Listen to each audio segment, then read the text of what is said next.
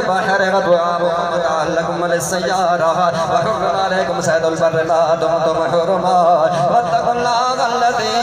إليه تحشرون جعل الله الكعبة البيت الحرام قياما للناس والشهر الحرام والهدي والقلائد ذلك لتعلموا أن الله يعلم ما في السماوات وما في الأرض وأن الله بكل شيء عليم يعلم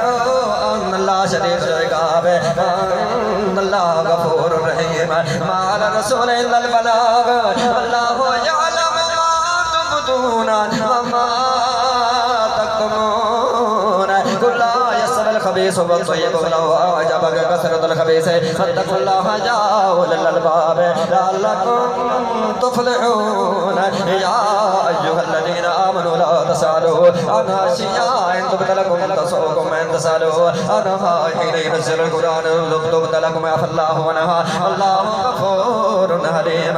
قد سألها قوم من قبلكم ثم أصبحوا بها كافرين ما جعل الله من بحيرة ولا سائبة ولا وسيلة ولا حام ولكن الذين كفروا يفترون على الله الكذب وأكثرهم لا يعقلون وإذا قيل لهم تعالوا إلى ما أنزل الله إلى الرسول قالوا حسبنا ما وجدنا عليه آباءنا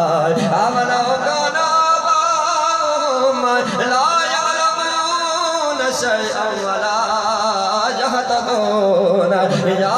أيها الذين آمنوا عليكم أنفسكم لا يضركم من الله إذا هديتم إلى الله مرجعكم جميعا فينبئكم بما كنتم تعملون يا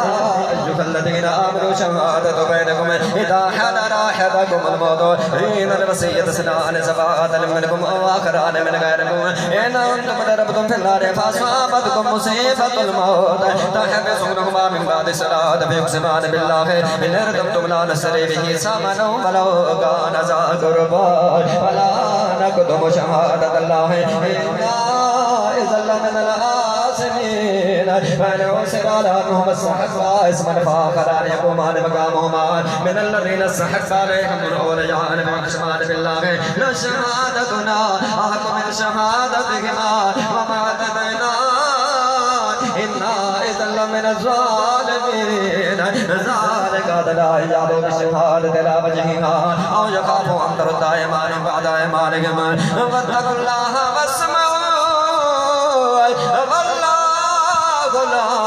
يهدي القوم الفاسقين يوم يجمع الله الرسل ويقول ماذا أجبتم قالوا لا علم لنا إنك أنت علام الغيوب إذ قال الله يا عيسى ابن مريم اذكر نعمتي عليك وعلى والدتك إذ أيدتك بروح القدس تكلم الناس في المهد وكهلا وإذ علمتك الكتاب والحكمة والتوراة والإنجيل وإذ تخلق من الطين كهيئة الطير بإذني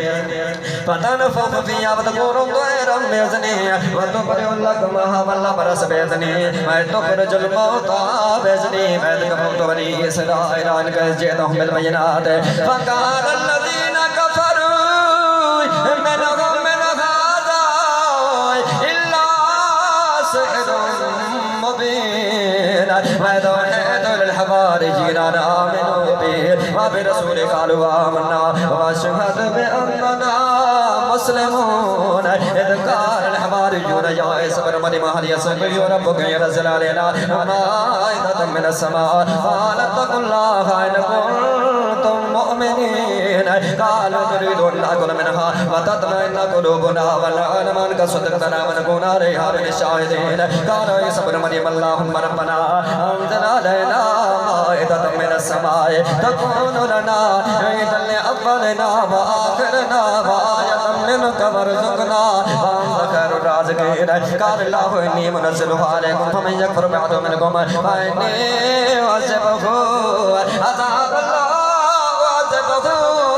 أحد من العالمين وإذ قال الله يا عيسى ابن مريم أنت قلت للناس اتخذوني وأمي إلهين من دون الله قال سبحانك ما يكون يكون لي أن أقول ما ليس لي بحق إن كنت قلته فقد علمتها تعلم ما في نفسي ولا أعلم ما في نفسك إنك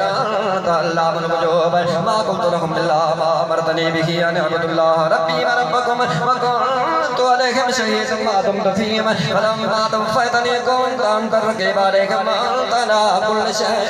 شهيد إن تعذبهم فإنهم عبادك وإن تغفر لهم فإنك أنت العزيز الحكيم قال الله هذا يوم ينفع الصادقين صدقهم لهم جنات تجري